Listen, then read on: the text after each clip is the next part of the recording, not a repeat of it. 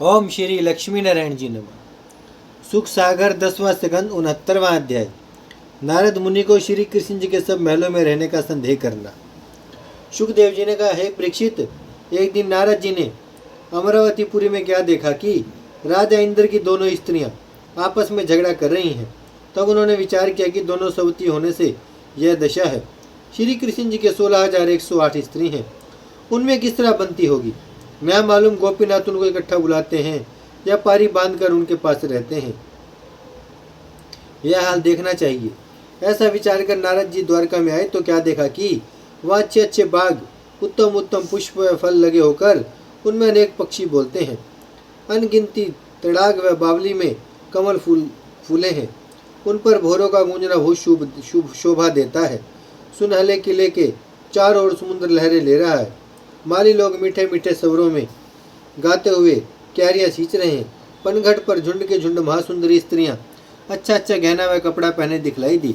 जब नारद मुनि यह शोभा देखते हुए नगर में गए तो क्या देखा कि महल व मकान रतन जटित होकर उन पर अनेक रंग की कलशियां लगी हैं।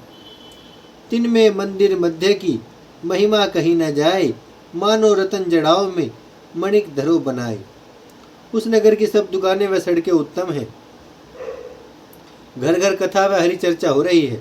युद्धवंशी लोग अनेक जगह राजा इंद्र के समान आपस में बैठे हुए श्याम सुंदर का यश गाते हैं। द्वारकावासी अपने अपने घर होम व यज्ञ आदि शुभ कर्म करके अच्छा अच्छा पदार्थ बड़े प्रेम से ब्राह्मणों को खिलाते हैं। जब नारद मुनि यह आनंद देखते हुए रुक्मिणी जी के महल में गए तो वहाँ ऐसा रतन जटित स्थान देखा जिसके सामने आँख नहीं ठहर सकती थी। मोतियों की झालर द्वार पर लटकाई थी। परिजातक फूल की सुगंध चारों ओर उड़ती थी। सुंदर बालक खेलत डोले, मधुर मनोहर वाणी बोले, रूपवंती दासी मनहरे, निज स्वामी की सेवा करे। यह शोभा ऋषि देखी के भूली गए सब ज्ञान, दासी ओठ कुआरिनियां नहीं सके पहचान। नारद मुनि ने वहां क्या देखा कि महासुंदर उत्तम शैया पर जड़ाऊ मुकुट पहने, जर्द पीतंबर बांधे, रेशमी उपरना ओढ़े, घूंगर वाली जुल्फें चौड़े माथे पर केसर का तिलक लगाए, जड़ाऊ कुंडल कानों में डाले, बनमाला बैजंती माला और मोतियों का हार पहने नट व रूप बनाए हुए बैठे हंसते हैं।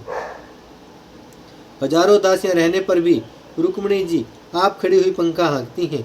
जैसे द्वारकानाथ ने नारद मुनि को आते हुए देखा, वैसे ही उठकर उन्हें दंडवत करके जड़ाऊ सिंहासन पर बैठाया और अपने हाथ से उनके चरण धोया।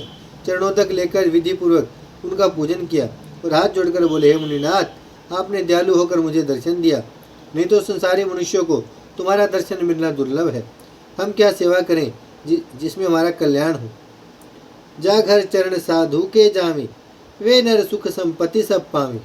यह वचन सुनकर नारद मुनि ने विनय किया, हे आदि पुरुष भगवान, मैं तुम्हारा दर्शन करने आया हूँ। तुम्हारी दया के बिना संसारी मनुष्य भवसागर पार नहीं उतर सकते। गंगा जी तुम्हारे चरणों का धोवन होकर सब जीवों को सुख देती हैं। मैं कंगाल ब्राह्मण कौन गिनती में हूँ जो तुम्हारी स्तुति कर सकूं। मुझ पर दयालु होकर ऐसा वरदान दीजिए जिसमें तुम्हारा स्मरण व ज्ञान मुझसे न छूटे। मैं सेवक तुम सबके राजा, मोहि प्रणाम कियो की काजा। जग में लियो मनुज अवतारा, या ते करत जगत व्यवहारा। ना तो तुम चरणन की रेना, शिव विरंची चाहे दिन रेना। मैं उनकी पदवी कह पाऊँ, दासन में तक दास कवाऊँ। तुमरो नाम जपे जन कोई, ता पर कृपा तुम्हारी होई।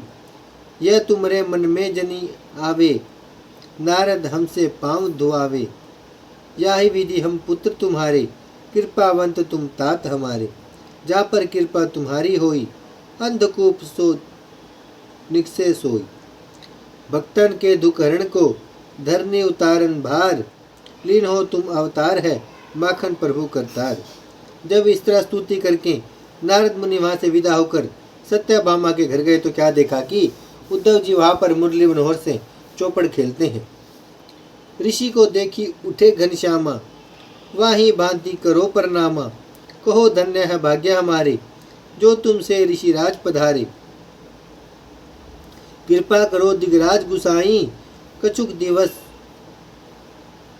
विलमो यही ठाई।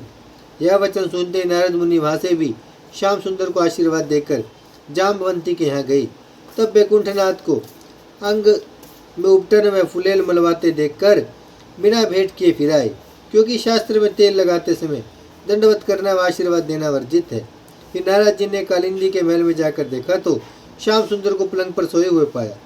जब कालिंदी ने नारद मुनि को देखते ही मुरली मनोहर का चरण दबाकर जगा दिया, तब त्रिभुवनपति दंडवत करके बोले, हे मुनिनाथ, तीर्थ रूपी साधुओं के चरण आने से संसारी जीवों का घर पवित्र हो जाता है। आपने दया करके अपने दर्शन से मुझे कृतार्थ किया। जब नारद मुनि वहां से आशीर्वाद देकर मित्रविंदा के महल में गए तो क्या देखा कि श्याम सुंदर ब्राह्मणों को जिमाते हैं। नारद मुनि को देखते ही हाथ जोड़कर बोले, हे दिगराज, आपने बड़ी दया की जो इस समय आए। आप भी भोजन करके अपनी जूठन मुझे दीजिए तो उसे खाकर पवित्र हो जाऊं। नारद मुनि ने कहा, हे महाप्रभु, आप ब्राह्मणों को भोजन कराए, मैं फिर आकर प्रसाद पाऊंगा।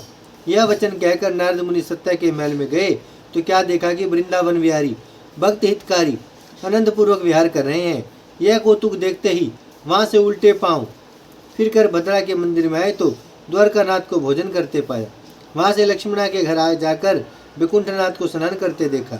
इसी तरह नारद मुनि अनेक महलों में वैकुंठनाथ की परीक्षा लेने के लिए गए तो उनको कहीं पूजा व ध्यान करते, किसी जगह होम पर बैठे, कहीं स्त्रियों के साथ फूल बरसाकर खेलते, किसी जगह तड़ादी में स्त्रियों के साथ नहाते, कहीं घोड़े रथों पर बैठे, किसी महल में कथा व पुराण सुनते, कहीं गो ब्राह्मण को दान देते, किसी जगह हाथियों का युद्ध देखते, कहीं दरवादिक गिनवाते, किसी महल में संतान के विवाह की चर्चा करते, कहीं लड़का खिलाते, कहीं बलराम जी के पास बैठे हुए अधर्मियों को मारने की सम्मति करते, किसी जगह बावली तड़ादी खोदने के लिए रुपया देते, किसी जगह वसुदेव व देवकी के पास बैठे हुए भोजन कराने के लिए आज्ञा लेते, कहीं लड़कियों को विदा करते, किसी महल में भाटों से कवित सुनते और कहीं अहेर खेलने के लिए बैठे देखा।